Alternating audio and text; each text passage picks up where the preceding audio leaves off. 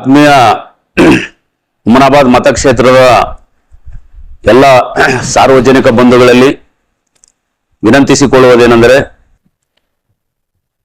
April 1ನೇ ತಾರೀಕು ನಮ್ಮ ಮಾಜಿ ಸಚಿವರು ಹುಮನಾಬಾದ್ ಕ್ಷೇತ್ರದ ಜನಪ್ರಿಯ ನಾಯಕರಾಗಿರ್ತಕ್ಕಂಥ ಬಡವರ ಬಂಧು ದುರ್ಬಲ ವರ್ಗಗಳ ಅಸಹಾಯಕ ಜನವರ್ಗಗಳ ನಾಯಕರು ಆಗಿರ್ತಕ್ಕಂಥ ರಾಜಶೇಖರ್ ಪಾಟೀಲ್ ಅವರ ಜನ್ಮದಿನದ ಪ್ರಯುಕ್ತ 2ನೇ ತಾರೀಕು ಏಪ್ರಿಲ್ 2ನೇ ತಾರೀಕು ಹುಮನಾಬಾದ್ ಪಟ್ಟಣದ ರಾಜರಾಜೇಶ್ವರಿ ದೇವಸ್ಥಾನದ ಮೈದಾನದಲ್ಲಿ ಬೃಹತ್ ಜನ್ಮ ದಿನೋತ್ಸವದ ಒಂದು ಸಮಾವೇಶವನ್ನ ಆಯೋಜನೆ ಮಾಡಲಾಗಿದೆ. ಈ ಕಾರ್ಯಕ್ರಮ ಬಹಳ ಐತಿಹಾಸಿಕವಾದದ್ದು. ಯಾಕಂತ ಹೇಳಿದ್ರೆ ಕರೋನಾ ಸಮಯದಿಂದ ರಾಜಶೇಖರ್ ಪಾಟೀಲ್ ಅವರು ಯಾವುದೇ ರೀತಿ ಜನ್ಮ ದಿನಾಚರಣೆ ಮಾಡ್ಕೊಂಡಿರ್ಲಿಲ್ಲ.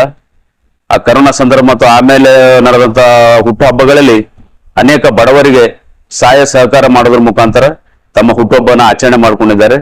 ಆದರೆ ಈ ಸರಿ ಎಲ್ಲ ಒಂದು ಕಾರ್ಯಕರ್ತರ ಮತ್ತು ಅವರ ಅಭಿಮಾನಿಗಳ ಒತ್ತಡಕ್ಕೆ ಮಣಿದು ಇವತ್ತು ಅವರು ಒಪ್ಪಿರೋದ್ರಿಂದ ಇವತ್ತಿಡೀ ಹುಮನಾಬಾದ್ ಮತಕ್ಷೇತ್ರದ ಎಲ್ಲಾ ಜನ ಸಮುದಾಯಗಳು ಸೇರಿ ಕಾಂಗ್ರೆಸ್ ಪಕ್ಷದ ಕಾರ್ಯಕರ್ತರು ಸೇರಿ ಅತಿ ವಿಜೃಂಭಣೆಯಿಂದ ಈ ಜನ್ಮ ದಿನೋತ್ಸವ ಕಾರ್ಯಕ್ರಮನ ಆಯೋಜನೆ ಮಾಡಲಾಗಿದೆ.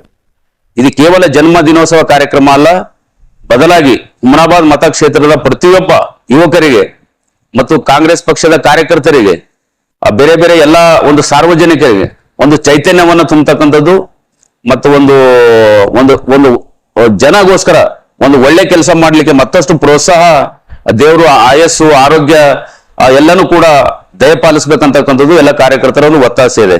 ಯಾಕಂತ ಹೇಳಿದ್ರೆ ಹುಮನಾಬಾದ್ ಮತಕ್ಷೇತ್ರ ಬೀದರ್ ಜಿಲ್ಲೆ ಕಲ್ಯಾಣ ಕರ್ನಾಟಕ ಭಾಗದಲ್ಲಿ ಬಸವರಾಜ್ ಪಾಟೀಲ್ ಅವರು ದಿವಂಗತ ಬಸವರಾಜ್ ಪಾಟೀಲ್ ಅವರು ಮಾಡಿದಂತ ಅನೇಕ ಅಭಿವೃದ್ಧಿ ಮತ್ತು ಬಡವರಿಗೆ ಸಹಾಯ ಕಾರ್ಯಕ್ರಮಗಳು ಇಂದಿಗೂ ಕೂಡ ಬೀದರ್ ಜಿಲ್ಲೆಯಲ್ಲಿ ಜೀವಂತವಾಗಿದ್ದಾವೆ.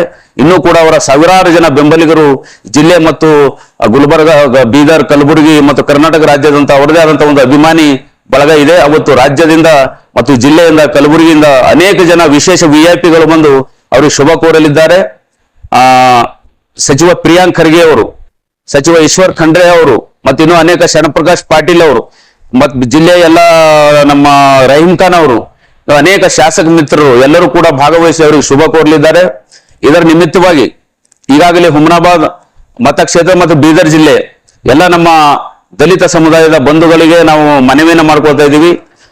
50 ವರ್ಷದವರ ಒಂದು ರಾಜಕಾರಣದ ಅವಧಿಯಲ್ಲಿ ಬಸವರಾಜ ಪಾಟೀಲ್ ಹಿಡ್ಕೊಂಡು ರಾಜಶೇಖರ್ ಪಾಟೀಲ್ ಅವರು, ಡಾಕ್ಟರ್ ಚಂದ್ರಶೇಖರ್ ಪಾಟೀಲ್ ಅವರು, ಭೀಮರಾವ್ ಪಾಟೀಲ್ ಅವರು ಮತ್ತು ಅಭಿಷೇಕ್ ಪಾಟೀಲ್ ಅವರು, ವೀರಣ್ಣ ಪಾಟೀಲ್ ಅವರು ಇವರು ಅನೇಕ ಜನರಿಗೆ ಸಹಾಯ ಸಹಕಾರ ಮಾಡಿಕೊಂಡು ಎಲ್ಲಾ ಹಂತದಲ್ಲೂ ಕೂಡ ಕಾರ್ಯಕರ್ತರಿಗೆ ಒಂದು ದೃಢ ಸಂಕಲ್ಪ, ಒಂದು ಆಲದ ಮರದಂತೆ ನಿಂತು ಇವತ್ತು ಅವರ ನೋವು ನಲಿವುಗಳಿಗೆ ಸ್ಪಂದಿಸ್ತಕ್ಕಂಥ ಕೆಲಸ ಈ ಜಿಲ್ಲೆ ಮತ್ತು ಕ್ಷೇತ್ರದಲ್ಲಿ ಮಾಡ್ತಾ ಇದ್ದಾರೆ.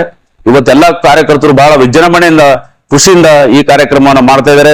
ಹುಮನಾಬಾದ್ ತಾಲೂಕಿನಲ್ಲಿ ಇರ್ತಕ್ಕಂಥ ಪ್ರತಿ ಹಳ್ಳಿನಿಂದ ನಮ್ಮ ದಲಿತ ಸಮುದಾಯದ ಯುವಕರು, ಸಂಘಟನೆಯ ಕಾರ್ಯಕರ್ತರು ಎಲ್ಲರೂ ಸಂತೋಷವಾಗಿ ಶಿಸ್ತುಬದ್ಧವಾಗಿ ತಾವು ಸಾಯಂಕಾಲ 6 ಗಂಟೆಗೆ ಬಂದು ಕಾರ್ಯಕ್ರಮದಲ್ಲಿ ಭಾಗವಹಿಸಿ ಬಹಳ ಕಾರ್ಯಕ್ರಮನ ಯಶಸ್ವಿಯಾಗಿ ಜರುಗಿಸ್ಬೇಕಂತೇಳಿ ನಮ್ಮ ಎಲ್ಲಾ ದಲಿತ ಸಂಘಟನೆಗಳ ಮುಖಂಡಗಳಾಗಿರ್ತಕ್ಕಂಥ ನಮ್ಮ ಪರಬುರಾವ್ ತಾಳ್ಮಡಿಗೆ ಅವರು, ನಮ್ಮ ಸುರೇಶ್ ಘಾಂಗ್ರೆ ಅವರು, ಪರಬುರಾವ್ ಚಿತ್ಕೋಟ ಅವರು, ನಮ್ಮ ಕೃಷ್ಣಪ್ಪ ಹಳಗೋಟೆ ಸರ್, ನಮ್ಮ ಬಾಬು ಅವರು ಮತ್ತು ನಮ್ದು ಸಂತೋಷ್, ನಮ್ದು ಸುನಿಲ್, ನಮ್ಮ ಹೆಗಡೆ ಮತ್ತು ನಮ್ಮ ಸಿದ್ಧಾರ್ಥ್ ಇವರೆಲ್ಲರೂ ಕೂಡ ಇವತ್ತು ಈ ಒಂದು ಪತ್ರಿಕಾ ಗೋಷ್ಠಿನಲ್ಲಿ ಹಾಜರಿದ್ದಾರೆ.